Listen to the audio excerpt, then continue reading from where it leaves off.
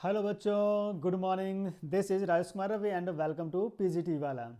तो जैसा कि हम लोग पिछला क्लास में पीएच स्किल के बारे में पढ़ रहे थे, तो आज पीएच स्किल के थोड़ा सा कंटिन्यू आगे करते हैं। जो हमारा एक इस आज लास्ट क्लास होने वाला है चैप्टर का, है ना। तो आज हम लोग सॉल्ट के बारे में सबसे पहले स्टडी करते हैं कि सॉल्ट होता क्या है। जैसे हम लोग एसिड बेस पढ़ लिए थे, हमारा बचा हुआ था क्या, एसिड बेस एंड सॉल्ट, है ना। तो आज हम लोग स्टार्ट करेंगे सॉल्ट, नमक के बारे में देख पढ़ेंगे। देखिए, सॉल्ट को हम लोग कहते हैं क्या, नमक भी कहते हैं। ये तो बात सबको पता है, नमक।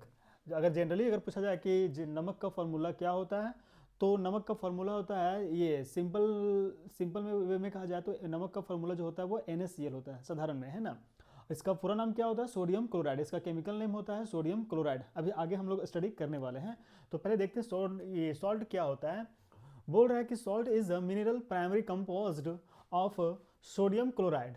मतलब जो नमक होता है वो किसका कंपोज्ड है, सोडियम क्लोराइड का रूप है। जो नमक जो होता है वो सोडियम क्लोराइड का क्या है, का कंपोज्ड रूप में है। It is essential for life. ये हमारे लाइफ के लिए बहुत ही जरूरी है। इसेंशियल हमारे लाइफ में क्या, ये इसका महत्व ही अलग अलग ही स्थान रखता है। Used for seasoning food and his various industrials applications. क्या बोल रहा है कि नमक का जो हम लोग यूज़ करते हैं अपने दैनिक जीवन में, खाने के यूज में करते हैं ना। तो बिना बिना क्या बोल सकते हैं, बिना नमक का तो सब्जी में टेस्ट नहीं आएगा। तो हम लोग हमारे लाइफ में क्या है, ये बहुत ही इसेंशियल है। क्यों यूज़ है, क्योंकि हम लोग दैनिक जीवन में डेली इसका यूज़ करते हैं खाने के लिए, है ना। और इसका साथ क्या किया जा रहा है कि इंडस्ट्रियल एप्लीकेशंस में इसका उपयोग किया जाता है ना। बोल रहा है it is pH value is 7। It is the pH value is 7। कि सॉल्ट का जो पीएच वैल्यू होता है वो क्या होता है, 7 होता है। जो 7 क्या है, हमारा न्यूट्रल होता है। आई बात समझ में। चलिए आगे देखते हैं कि केमिकल प्रॉपर्टीज में ये स्केल, ये NaCl का क्या होता है। देखिए, सिंपल सॉल्ट, सिंपल सॉल्ट को कहते हैं हम लोग साधारण नमक। क्या कहते हैं बच्चों, साधारण नमक। इसका केमिकल नेम क्या हो जाएगा, इसका केमिकल नेम हो जाएगा सोडियम सोडियम क्लोराइड। इसका साधारण नाम क्या हो जाएगा, सिंपल नेम क्या हो जाएगा, केमिकल नेम इसका नाम हो जाएगा सोडियम क्लोराइड। केमिकल फॉर्मूला इसका हो जाएगा NaCl। याद रखना है कि नमक का सूत्र क्या होता है, NaCl। इसका केमिकल नेम क्या हो जाएगा, सोडियम क्लोराइड। बच्चों आपको ये क्वेश्चंस, मतलब ये इसका केमिकल नेम और इसका जो सूत्र है आपको याद रखना है। Chemical name sodium chloride, chemical formula NaCl। इसका फॉर्मेशन कैसे होता है, नमक को हम लोग तैयार कैसे करते हैं, बनाते कैसे हैं, वो आज हम लोग सीखेंगे, है ना। चलिए सबसे पहले क्या करेंगे, इसको बनाने के लिए हम लोग एसिड लेंगे। क्या लेंगे बच्चों, एसिड लेंगे। एसिड के साथ बेस भी लेंगे। पिछला क्लास में याद कीजिए कि जब न्यूट्रलाइजेशंस बता रहे थे तो वहाँ पे हमने ये रिएक्शन को कंप्लीट कर चुके हैं। तो उसी रिएक्शंस को भी थ्रू हम लोग क्या करेंगे, नमक को बनाएंगे ना। देखिए, एसिड को लिए, एसिड के साथ रिएक्शंस करेगा कौन, base. Base acid and base react with, when जब रिएक्ट करेगा तो ये हमारा कंप्लीट क्या बनाएगा, सॉल्ट बनाएगा, प्लस वाटर को ये रिलीज करेगा। आई बात समझ में। आप देखो यहाँ पे HCl लिए हैं। HCl क्या हो गया, एसिड, मतलब ये स्ट्रॉन्ग एसिड है ना। एंड स्ट्रॉन्ग बेस क्या है, सोडियम हाइड्रोक्साइड। तो जब स्ट्रॉन्ग एसिड को स्ट्रॉन्ग बेस के साथ रिएक्शंस करवाते हैं तो ये हमारा रिलीज करता है, प्रोडक्ट जो बनता है वो प्रोडक्ट हमारे क्या आता है, NaCl, जिसको हम लोग बोलते हैं क्या, ये सॉल्ट कहते हैं ना। क्या कहते हैं, सॉल्ट कहते हैं। कब आता है कि जब स्ट्रॉन्ग एसिड को स्ट्रॉन्ग बेस के साथ रिएक्शंस करते हैं, दोनों जब रिएक्शंस आपस में करता है तो जो हमारा प्रोडक्ट मिलता है वो प्रोडक्ट क्या बनता है, सॉल्ट। और साथ में क्या निकल रहा है, ये वाटर को रिलीज करता है। आई बात समझ में। चलिए अब इसका यूज कहां पे करते हैं, बोलता है flavour enhance salt in the most common seasoning to enhance taste of food. मतलब खाने पीने में हम लोग इसको यूज करते हैं, क्योंकि बिना नमक का स्वाद तो आएगा नहीं। तो इसीलिए क्या बोल रहा है, इनहेंस टेस्ट ऑफ फूड। मतलब जो नमक होता है वो नमक सब्जी में क्या लाता है, स्वाद लाता है। तो स्वाद में हम लोग, स्वाद में और सब्जी का टेस्ट वगैरह किससे बनता है, नमक। अगर नमक थोड़ा कम हो गया तो खाने में टेस्ट भी नहीं लगता, नमक थोड़ा ज़्यादा हो जाएगा तो खा भी नहीं सकते हैं, क्योंकि एक प्रकार का ये लवण है, इसलिए इसको हम लोग खा नहीं सकते। इसलिए ये न्यूट्रल रहे, मतलब सामान्य मात्रा में रहे, उसी को हम लोग यूज़ कर सकते हैं अपने लाइफ में। अपने लाइफ में कैसे कर सकते हैं, तो भोजन के रूप में हम लोग यूज़ करते हैं, भोजन के साथ इसको मतलब बनाते हैं, उसके बाद हम लोग लेते हैं ना। फिर बोल रहा है helps helps tenderized by the meat breaking. मतलब कोई ऐसा ऑब्जेक्ट होता है, जैसे मांस होता है, तो मांस को हम लोग क्या करते हैं, गलाने के लिए क्या बोल रहा है, टेंडराइज्ड बाय मीट, मतलब मीट को, मतलब जो मांस वगैरह होता है उसको गलाने में भी हम लोग किसका यूज करते हैं, नमक का। आई बात समझ में। नेक्स्ट है हमारा इनहैबिट्स बैक्टीरिया ग्रोथ, अगर कहीं अत्यधिक मात्रा में बैक्टीरिया ग्रो कर रहा है, तो बैक्टीरिया ग्रोथ कर रहा है तो हम लोग क्या करेंगे ना, उस जगह पे अगर नमक वगैरह से उसको करते हैं तो वो बैक्टीरिया क्या हो जाएगा, मर जाएगा। बैक्टीरिया क्या हो जाएगा, मर जाएगा, किसके कारण, इस नमक के कारण। तो हम लोग इसका और अदर भी बहुत यूजेस करते हैं, तो 2-4 यूज आपको याद रखना है। क्वेश्चन पूछ सकता है कि what is the simple name of, what is the chemical name of, what is the chemical name of simple salt, मतलब नमक का रासायनिक नाम क्या होता है। तो आपको याद रखना है सोडियम क्लोराइड।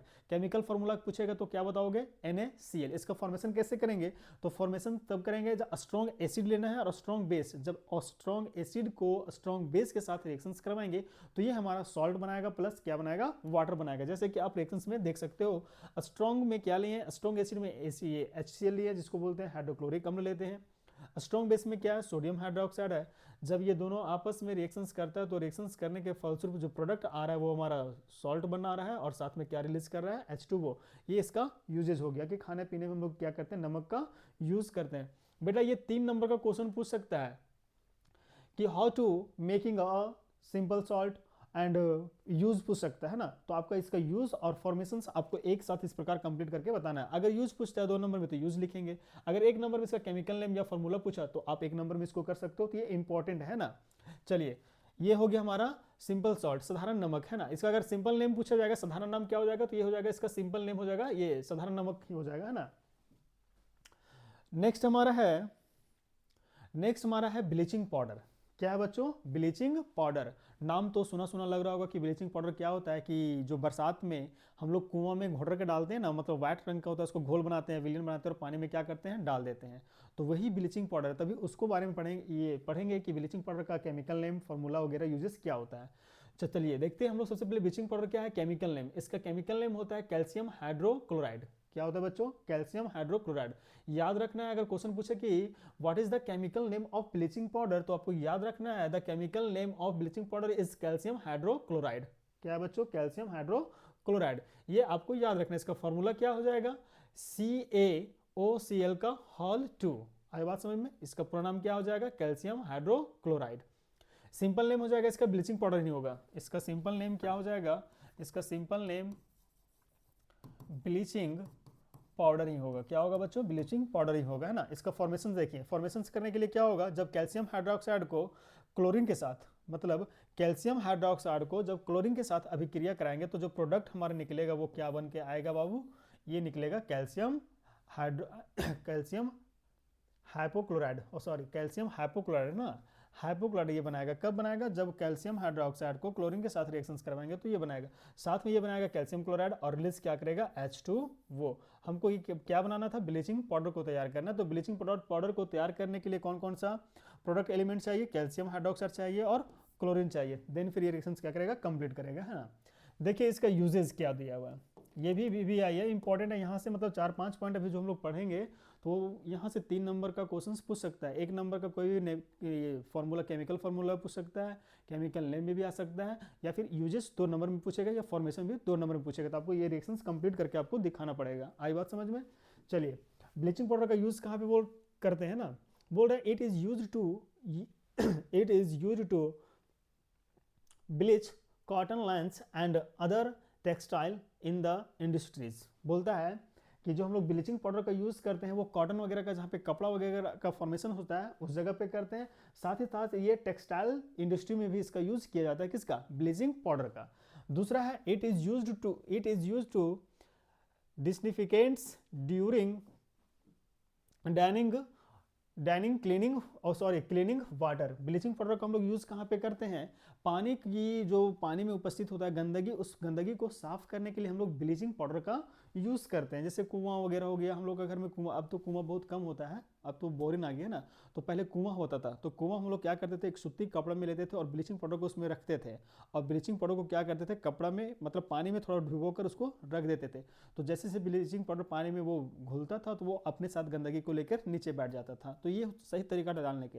लेकिन बहुत लोग क्या करते थे, पानी में, बाल्टी में डालते थे पानी और एक घोल बनाते थे और सीधे कुआं में डाल देते थे। तो वो साफ़ करने का गलत तरीका था, वैसे साफ़ सही से नहीं होता था।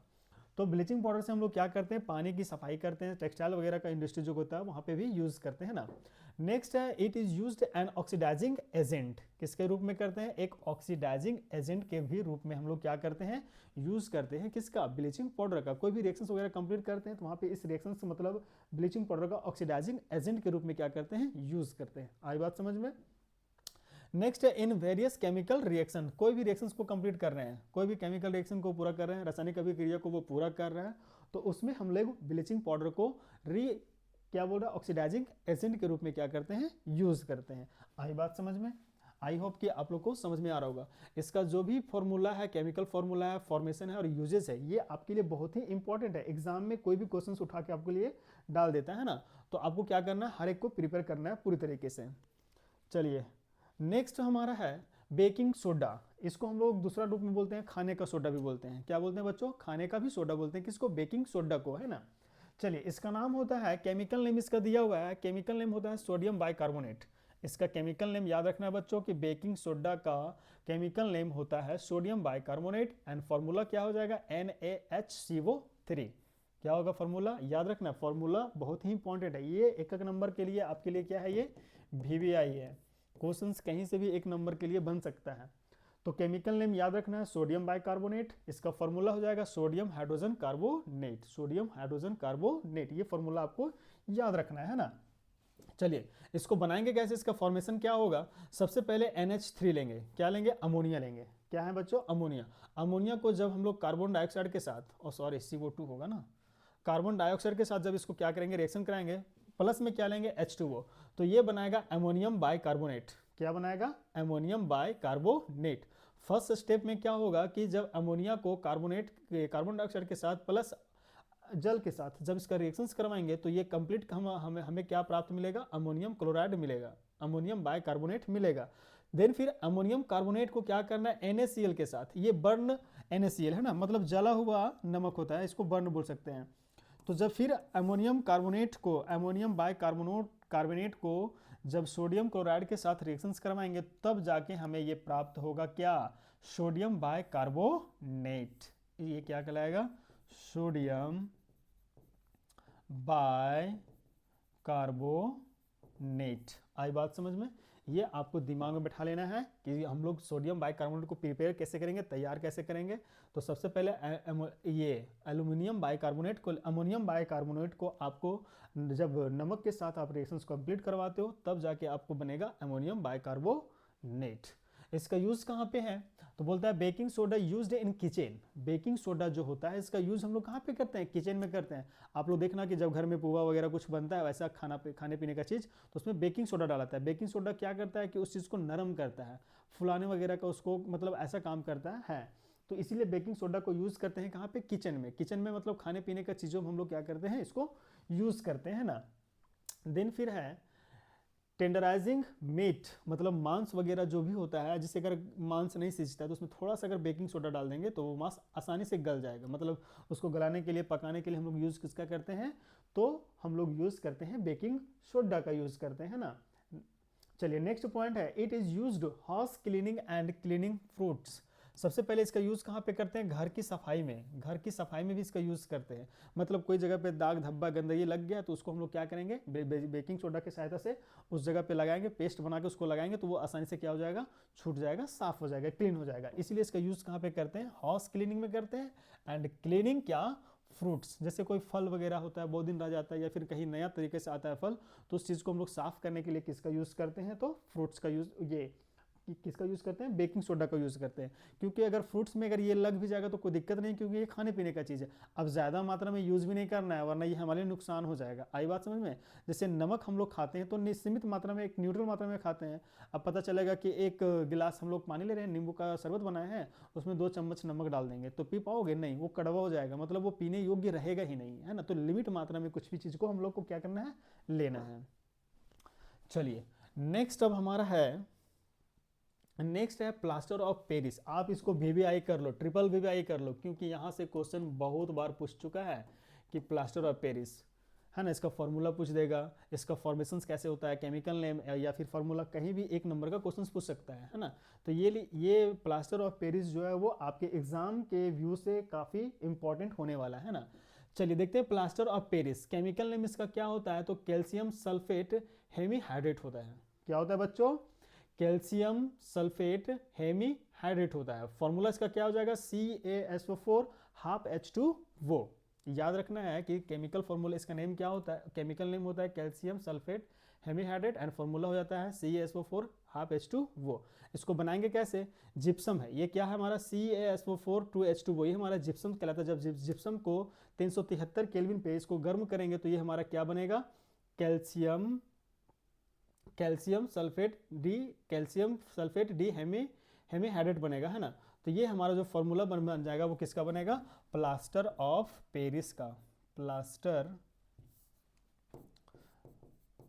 प्लास्टर ऑफ पेरिस का ये फॉर्मूला बनेगा। किसका बनेगा, जब जिप्सम को 373 केल्विन पे, जब जिप्सम को 373 केल्विन पे इसको टेम्परेचर देंगे, गर्म करेंगे, तो ये ऑटोमेटिक हमारा बन जाएगा कैल्शियम सल्फेट हेमीहाइड्रेट्स। क्या बन जाएगा बच्चों, कैल्शियम सल्फेट हेमीहाइड्रेट्स, जिसका फॉर्मूला होता है CaSO4 हाफ H2 वो, प्लस ये क्या रिलीज करेगा, वाटर रिलीज करेगा। यहाँ पे वाटर जो है वो एक्स्ट्रा अमाउंट में क्या करेगा, वो रिलीज करेगा, है ना।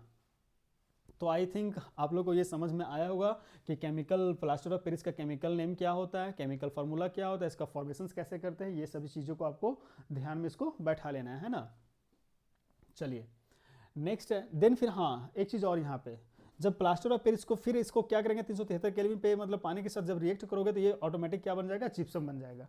जिप्सम मतलब होता है कि आप देख सकते हो क्या कैसे करेंगे, मतलब कोई जिप्सम होता है ना, मतलब कोई ठोस पदार्थ है, मतलब ये जिप्सम को लेंगे, जिप्सम को जब में पानी डालेंगे तो ये पानी के साथ जाते ही क्या करेगा ना, ये ठोस बन जाएगा, मतलब कठोर हो जाएगा। आई बात समझ में। तो इसीलिए फिर जब इसको हम लोग तोड़ने का काम करेंगे, जब प्लास्टर ऑफ पेरिस को तोड़ेंगे पानी के साथ, तो ये पुनः हमको क्या मिल जाएगा, जिप्सम मिल जाएगा। कब, जब प्लास्टर ऑफ पेरिस को जब पुनः पानी के साथ रिएक्शंस करवाएंगे तो ये क्या बन जाएगा, जिप्सम बन जाएगा। आई बात समझ में।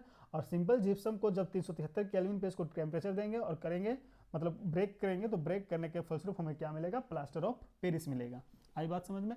देखिए इसका यूजेस भी बहुत ही VVI है, इंपॉर्टेंट है ये। इसका यूजेस कई बार पूछ चुका है क्वेश्चंस में, 2-3 नंबर के लिए पूछ सकता है ना, तो आपको दिमाग में इसको रख लेना है यूजेस को।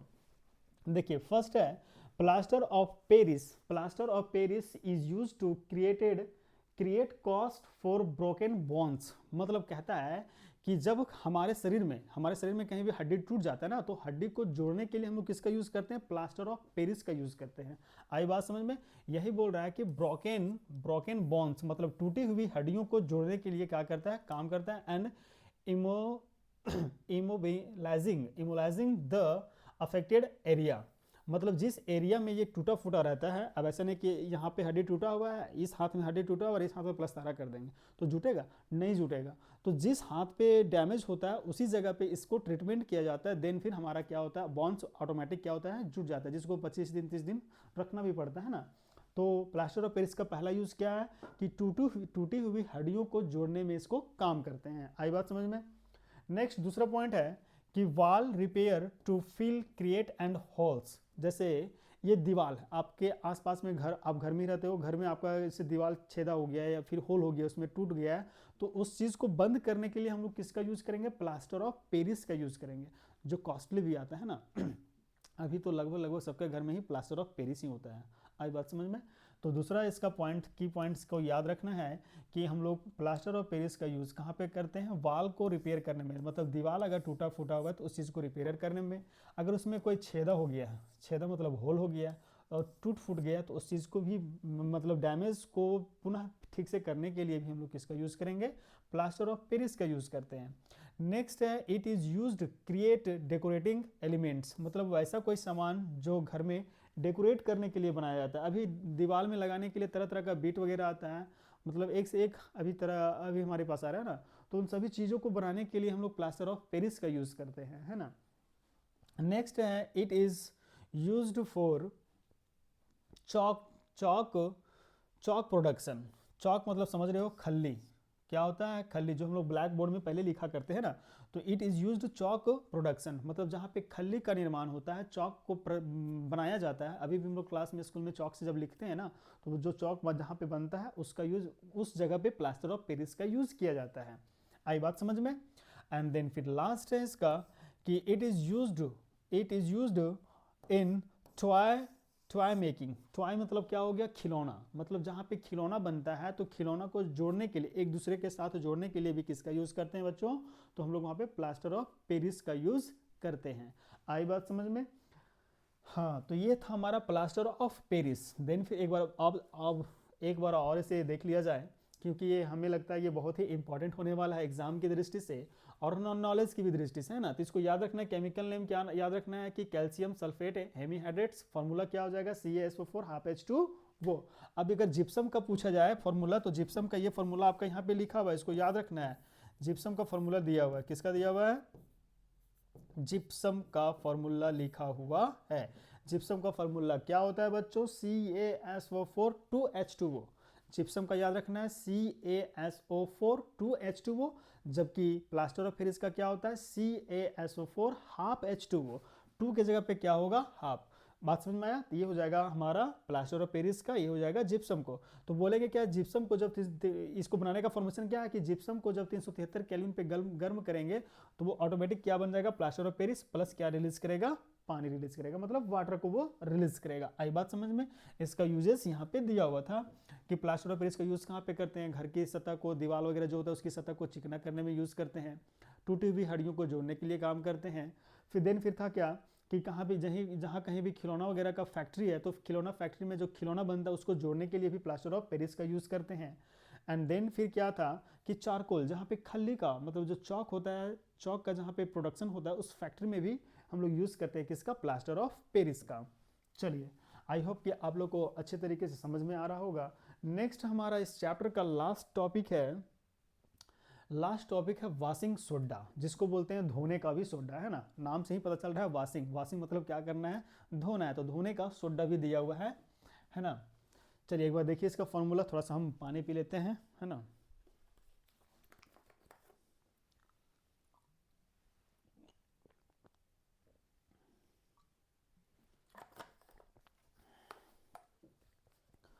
आई होप कि आप लोग को अच्छी तरीके से समझ में आ रहा होगा।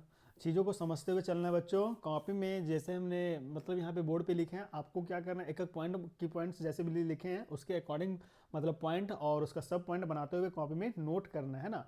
Black pen blue pen use कीजिए, कॉपी को अच्छे तरीके से राइटिंग के साथ बनाना है, तब ताकि आप जब एग्ज़ाम टाइम आओ तो आपको रिविजन करने में, पढ़ने में कोई किसी प्रकार की समस्या नहीं हो। चलिए, तो लास्ट टॉपिक हम लोग इस चैप्टर का देखते हैं, acid and base and salt का लास्ट पॉइंट हम लोग पढ़ेंगे आज, वॉशिंग सोडा। चलिए, इसका केमिकल नेम होता है sodium carbonate and dehydrates. Sodium carbonate dehydrate इसका नाम हो गया, क्या इसका केमिकल नेम हो गया। इसका फॉर्मूला क्या हो जाएगा, Na2CO3 10H2O। फॉर्मूला याद रखना है वॉशिंग सोडा का कि Na2CO3 10H2O किसका फॉर्मूला हो जाएगा, ये वॉशिंग सोडा का फॉर्मूला हो जाएगा, है ना। इसको बनाएंगे कैसे, तो बनाने के लिए आपको क्या करना होगा, देखिए बच्चों, आप लोग को बनाने के लिए क्या लेना होगा, सबसे पहले थोड़ा सा इरेज नहीं हो रहा है ना। देखिए, आपको जब वॉशिंग सोडा तैयार करना है तो वॉशिंग सोडा तैयार करने के लिए आप लोग को सबसे पहले लेना है सोडियम क्लोराइड। क्या लेना है बच्चों, सोडियम क्लोराइड। देन फिर सोडियम क्लोराइड को के साथ आपको अमोनिया भी लेना है। क्या लेना है, अमोनियम। देन फिर लेना है क्या, कार्बन डाइऑक्साइड, और फिर क्या आएगा H2O, मतलब पानी। मतलब पानी का मात्रा क्या होगा, ज़्यादा होगा, 10H2O में लिए हुए ना। और देन फिर ये क्या बनाएगा हमारा सोडियम, मतलब सॉरी वॉशिंग सोडा बन के क्या हो जाएगा, तैयार हो जाएगा। वॉशिंग सोडा का फॉर्मूला क्या होता है कि Na2CO3 10H2O प्लस ये बनाएगा अमोनियम क्लोराइड। क्या बनाएगा बच्चों, अमोनियम क्लोराइड।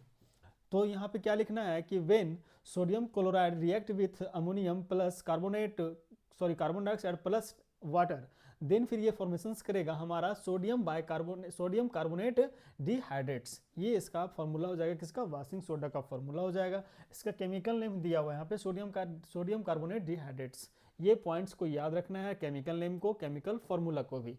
ये हमारा हो गया फॉर्मेशंस का तरीका कि मतलब ये सोडियम कार्बोनेट डिहाइड्रेट्स को तैयार करने के लिए कौन कौन सा रिएक्शंस में पार्टिसिपेट करेगा, कौन कौन सा एलिमेंट को यूज करेंगे, तो वो सभी एलिमेंट्स हमको चाहिए, तब जाके ये रिएक्शंस को क्या करेगा, बनाएगा, कंप्लीट करेगा। आई बात समझ में। इसका यूज कहाँ पे करते हैं, बोलता है यूज्ड इन डिटर्जेंट, मतलब जहाँ पे कपड़ा धोने वाला जो निर्माण करता है ना, डिटर्जेंट, निरमा जिसको कहते हैं, तो निरमा वगैरह जहाँ पे फैक्ट्री में बनता है उस जगह पे हम लोग यूज करते हैं किसका, वॉशिंग सोडा का, मीन्स ये वाला एलिमेंट्स का, है ना। तो वॉशिंग सोडा में इसका यूज किया जाता है, कपड़ा जिसको हम लोग कपड़ा वॉश करते हैं ना।